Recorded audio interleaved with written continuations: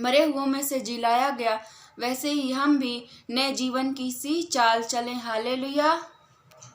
परमेश्वर का प्रेम इस प्रकार प्रकट करता है वचन के द्वारा कि परमेश्वर ने हमसे इतना प्रेम किया कि उसने अपने इकलौते पुत्र को दे दिया, ताकि जो कोई उस पर विश्वास करे वह नाश न हो वरन अनंत जीवन पाए। आमीन।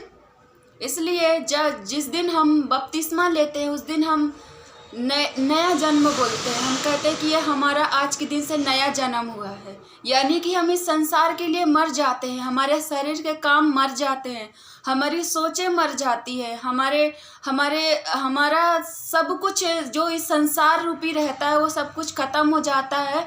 और हम जब जल के ऊपर आते हैं तो हमारे अंदर मसीह का आत्मा, मसीह का प्रेम, मसीह का स्वभाव, मसीह का चाल चलन और उसका पहनावा और उसका स्वरूप में बदल जाते हैं हम। हालेलुया।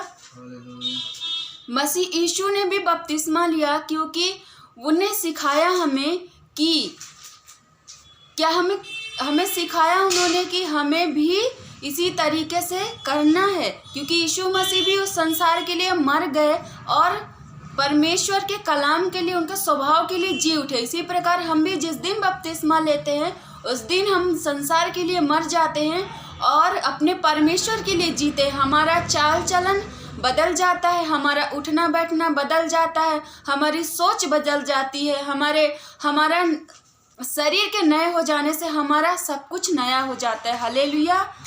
अगर इसके विरोध में कोई बातें उठती है तो वचन कहता है कि तुम संसार के नहीं हो, इसलिए संसार तुम्हें ग्रहण नहीं कर सकता। हालेलुया। जैसे कि यीशु मसीह संसार के नहीं थे, इसलिए संसार ने उनको ग्रहण नहीं किया, उनके अपनों ने उन्हें क्रूस पर चढ़ा दिया। कोई अन्य जातियों ने उनको क्रूस पर नहीं चढ़ाया, यीशु मसीह के अपने लोगों ने उन्हें क्रूस पर चढ़ाया। हालेलुया।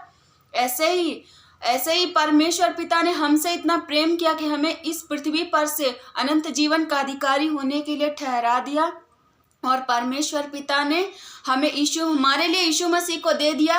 और यीशु मसीह इसलिए इस पृथ्वी पर आए ताकि हम उनके जीवन को देखकर हम अपना जीवन बदल सके। हालेलुया।